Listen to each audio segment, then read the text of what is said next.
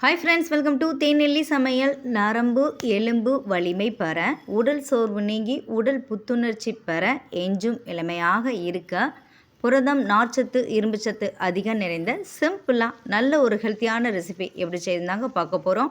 இது weight loss பண்ணணும்னு நினைக்கிறவங்க, டயட்டில் இருக்கவங்க, சுகர் பிபி இருக்கிறவங்களுக்கு ரொம்பவே யூஸ்ஃபுல்லாக இருக்கும். வாங்க எப்படி செய்யுதுன்னு பார்த்துடலாம். அதுக்கு ஃபஸ்ட்டு ஒரு பவுலில் 1 கப் அளவுக்கு கருப்பு கொண்டக்கடலை எடுத்திருக்கேன். அதை இதோடு சேர்த்துக்கலாம். கருப்பு கடலை இல்லைனா வெள்ளைக்கடலை எது உங்கள்கிட்ட இருக்கோ அதை சேர்த்துக்கோங்க. இது கூடவே 1 கப் அளவுக்கு பச்சரிசி எடுத்திருக்கேன். அதை இதோடு சேர்த்துக்கலாம்.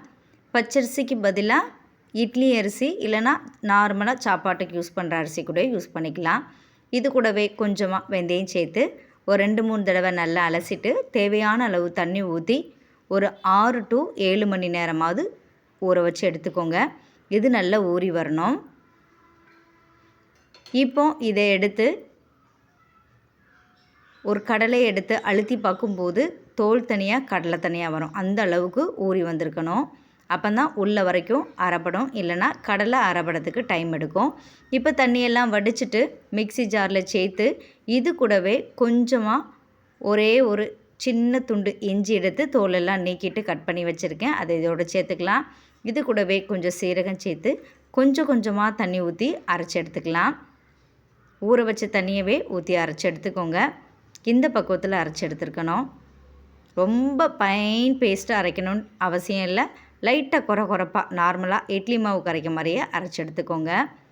இதை அப்படியே வேறொரு பவுலில் நம்ம மாற்றி எடுத்து வச்சிடலாம். இப்போ மிக்சி ஜாரில் கொஞ்சமாக தண்ணி ஊற்றி அலசிட்டு இதோடு சேர்த்துக்கலாம்.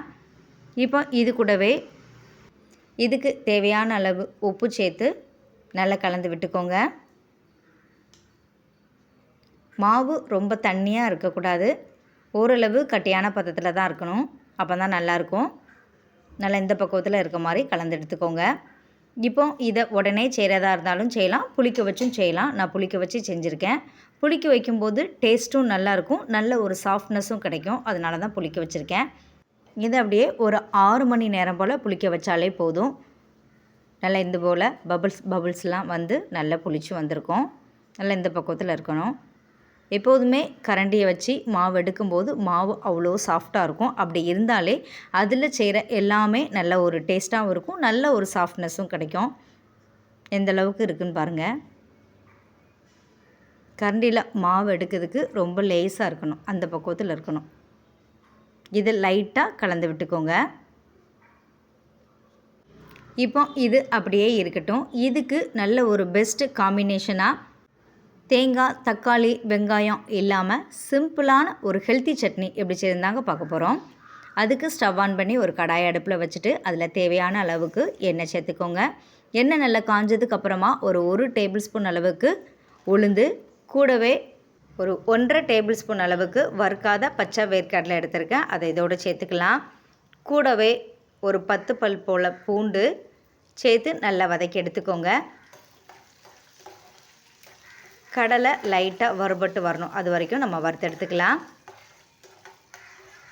லைட்டாக கலர் மாதிரி வர ஸ்டேஜில் இது கூடவே காரத்துக்காக ஒரு 3 பச்சை மிளகாய், கூடவே நல்ல ஒரு குத்தளவுக்கு முருங்கைக்கீரை எடுத்து க்ளீன் பண்ணி வச்சுருக்கேன். அதை இதோடு சேர்த்துக்கலாம். கீரை லைட்டாக சுருண்டு வரணும், அது வரைக்கும் நம்ம வதக்கி எடுத்துக்கலாம்.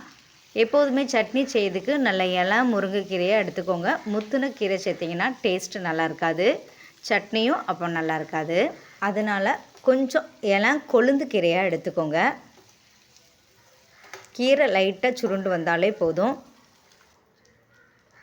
இதுபோல் வதங்கி வந்ததுக்கப்புறமா இது கூடவே கொஞ்சமாக மல்லி இலை, ஒரு 1 டேபிள் ஸ்பூன் அளவுக்கு பொட்டுக்கடலை, பொரிகடலை இதோடு சேர்த்து லைட்டாக வதக்கிக்கலாம். பொட்டுக்கடலை ஆப்ஷனல் தான், விருப்பப்பட்டால் சேர்த்துக்கோங்க, இல்லைனா ஸ்கிப் பண்ணிக்கலாம். இது கூடவே ஒரு சின்ன துண்டு இஞ்சியும் சேர்த்துக்கோங்க. சேர்த்துட்டு லைட்டாக வதக்கி வந்ததுக்கப்புறமா இதை அப்படியே எடுத்து நல்லா ஆற வச்சிடலாம். நல்லா இது போல் ஆறி வந்ததுக்கப்புறமா இதை அப்படியே நம்ம மிக்சி ஜாரில் சேர்த்துக்கலாம். இது கூடவே கொஞ்சமாக சீரகம், இதுக்கு தேவையான உப்பு சேர்த்து ஃபஸ்ட்டு தண்ணி எதுவும் சேர்க்காமல் நல்லா குறப்பாக அரைச்சி எடுத்துக்கோங்க. எப்போதுமே சட்னியை ஃபஸ்ட்டு கொரகொரப்பாக அரைச்சதுக்கு அப்புறமா எவ்வளோ தண்ணி வேணுமோ அந்த அளவுக்கு தண்ணி ஊற்றி நல்ல பேஸ்ட்டு பதத்துக்கு அரைச்சி எடுத்துக்கலாம். அப்போ தான் டேஸ்ட்டு நல்லாயிருக்கும். நல்ல கொஞ்சம் வெதுவெதுப்பான சூட்டில் இருக்க வெந்நீர் சேர்த்து அரைச்சிங்கன்னா நல்லாயிருக்கும். நல்லா இது போல் அரைச்சதுக்கப்புறமா இதை அப்படியே வேற ஒரு பவுலுக்கு நான் மாற்றி எடுத்து வச்சுக்கிறேன். இது கொஞ்சம் தண்ணியாக இருந்தால் நல்லாயிருக்கும். அதனால் எந்த அளவுக்கு தண்ணி வேணுமோ அந்த அளவுக்கு சேர்த்துக்கோங்க. நல்லா இந்த பக்குவத்தில் இருக்க மாதிரி பார்த்து எடுத்து அரைச்சி வச்சுக்கோங்க. இப்போ இதுக்கு சின்னதாக தாளிப்பு கொடுக்கறதுக்கு நார்மலாக எப்படி தாளிப்பீங்களோ அப்படி தாளிச்சிக்கோங்க. கொஞ்சம் தேங்காய் எண்ணெயில் கடுகு, காஞ்ச மிளகாய், கருவேப்பிலை, தாராளமாக சின்ன வெங்காயம், பெருங்காயத்தூள் சேர்த்து தாளித்து கொட்டினீங்கன்னா அருமையான கீரை சட்னி ரெடி ஆயிரும். இது நார்மலாக இட்லி, தோசை எல்லா சிறுதானிய தோசையோடு சாப்பிட்றதுக்கும் அவ்வளோ ஒரு பெஸ்ட்டு காம்பினேஷனாக இருக்கும். ட்ரை பண்ணி பாருங்கள், ஹெல்த்தியாகவும் இருக்கும். தேங்காய், வெங்காயம், தக்காளி எதுவும் இல்லைன்னா கீரை மட்டும் இருந்தாலே போதும், சிம்பிளாக சட்னி ரெடி பண்ணிடலாம். இப்போ ஸ்டவ் ஆன் பண்ணி தோசைக்கல் அடுப்பில் வச்சுட்டு கல் நல்லா சூடானதுக்கப்புறமா ஒரு அரைக்கரண்டி மாவு எடுத்து நல்ல எந்த அளவுக்கு ஒல்லியாக தேய்ச்சி தோசை ஊற்ற முடியுமோ அந்த அளவுக்கு ஊற்றிக்கோங்க. இதுக்கு மேலே கொஞ்சம் எண்ணெய் அப்படி இல்லைன்னா நெய் எது உங்களுக்கு விருப்பமோ அதை சேர்த்துக்கோங்க.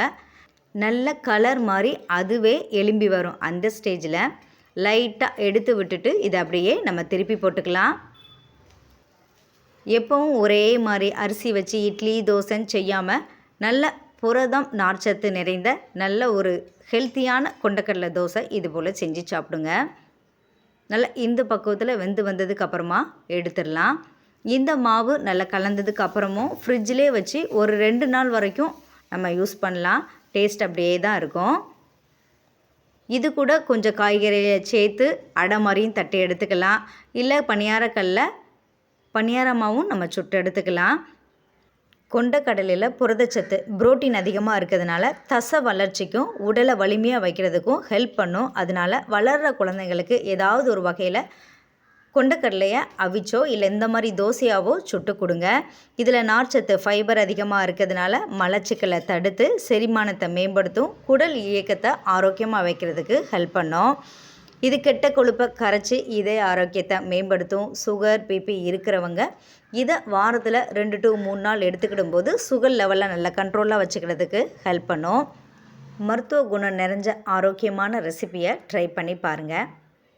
எந்த அளவுக்கு தோசை சாஃப்டாக சூப்பராக இருக்குன்னு பாருங்கள். இது டேஸ்ட்டுமே நல்லாயிருக்கும். உளுந்து சேர்க்க தேவையில்ல. அரிசி, கொண்டக்கடலை, கொஞ்சம் வெந்தயம் மட்டும் சேர்த்து சிம்பிளாக நல்ல ஒரு ஹெல்த்தியான ரெசிப்பியை நீங்கள் ட்ரை பண்ணி பாருங்கள். பார்த்துட்டு எப்படி இருந்துச்சுன்னு கமெண்ட் பண்ணுங்கள். இந்த வீடியோ உங்களுக்கு யூஸ்ஃபுல்லாக இருந்துச்சுன்னா மறக்காமல் தேநெல்லி சமையலை சப்ஸ்கிரைப் பண்ணுங்கள். Thank you friends.